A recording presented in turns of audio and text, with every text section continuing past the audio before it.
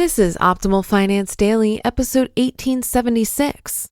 The single most important trait that defines personal finance success, by Robert Farrington of thecollegeinvestor.com.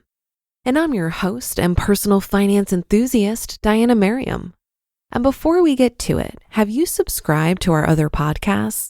We cover personal development and minimalism, health, relationships, and entrepreneurship on our other shows. Just search for Optimal Living Daily wherever you get your podcasts to find them. But for now, let's get to today's post as we optimize your life. The single most important trait that defines personal finance success, by Robert Farrington of thecollegeinvestor.com. Personal accountability. Personal accountability is the most important trait that will define whether you're successful with your money or not. Sounds pretty simple, right? In fact, you're probably thinking to yourself right now that you should hit the back button and go listen to some other article. But the truth is, there's a lot more to personal accountability than meets the eye, and it's the single defining factor that will allow you to achieve personal finance success. What is accountability? In simple terms, accountability is simply taking responsibility for both your successes and failures. In a more specific sense, it means that you don't simply blame the circumstances, but rather your actions within the circumstances that you could have controlled. For example, you could simply say that you're in debt because you lost your job or because that's what everyone said you should do. However, that's not being accountable. Rather, a more accountable approach would be, I'm in debt because I didn't change my spending habits once I lost my income. Do you see the difference? In the first answer, the blame went to the circumstances, losing your job. However, in the more accountable answer, the blame went to the personal choice that was made to not change spending habits. While the circumstances may be more complex than that, going into debt is simple to avoid. Don't spend more than you earn. And the second answer is accountable to that. Being accountable also means not having excuses. There are so many excuses for everything that it just makes me sick sometimes. I'm in debt because. There is no because.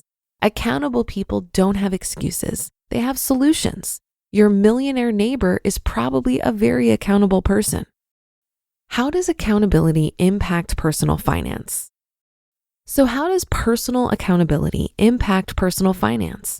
Very simply, you cannot expect to achieve personal finance success unless you're accountable to yourself and your finances. This means a variety of things in personal finance. Being honest about your spending. That is not hiding or justifying spending or not coming up with imaginary money. Planning for the unexpected. Not just settling for being unprepared for events that you know will happen, like job loss or car breakdowns. Accepting responsibility to choices made, like spending, debt, and lifestyle. It doesn't matter what the specific situation is. What does matter is how accountable you are to your own choices in the situation. And your choices have a direct impact on your finances. Buying a new car versus a used car? That choice will cost you thousands of dollars. Is it worth it? What are you sacrificing for that? In 1 year, are you going to say you can't afford something when in hindsight, if you hadn't bought the car, you'd be fine? Accountability is the biggest trait that will define your long-term financial success. The levels of personal accountability. Being 100% accountable 100% of the time is challenging. We all have weak moments when we must buy something or instead of saving, we take a vacation. It happens. That's why I want to outline these levels of personal accountability as a roadmap to helping you build up this trait so that you can improve your financial accountability and in turn, improve your personal finance success. Level 1, clear understanding. To do anything in personal finance, you have to have a clear understanding of your total financial situation. This means knowing what's in every bank account, on every credit card, how much debt you have, and where all your investments are. Once you have the balances, you also need to put together a full picture of your spending for 1 year. Then you can break that down monthly. There are a lot of systems to help with this. My favorite is Personal Capital, but it's essential and step one on your path to personal accountability. Without full knowledge of what you have and what you spend, you cannot make sound financial decisions. It's impossible. Everything you do is a guess unless you know. Level 2, clear planning and preparation. After you've laid out everything and have accepted your financial situation, you need to have a clear plan for the future. This doesn't have to be incredibly in-depth. It could be as simple as boosting your emergency fund to 6 months of expenses or paying off your debt. However, the more detailed and step-by-step your plan is, the more accountable and in turn more successful it will be.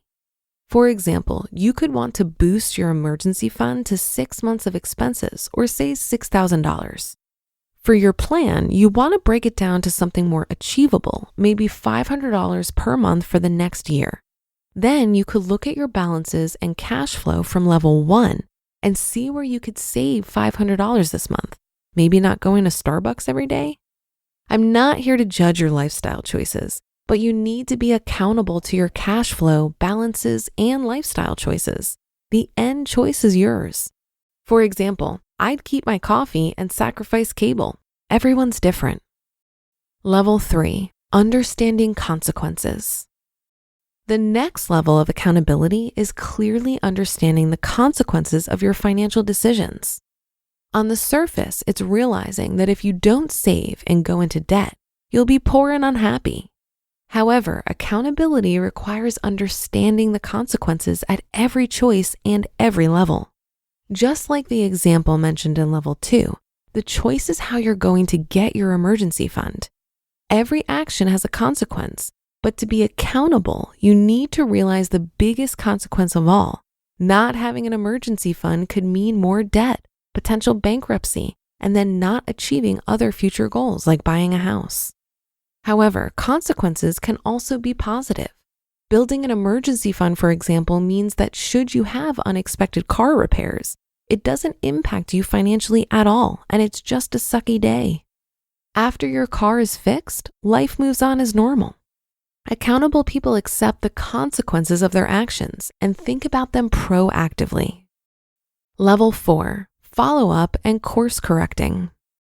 The next level of personal accountability is follow-up and course correcting. You need to put systems into place so that you can follow up on your goals and course correct your financial plans as needed.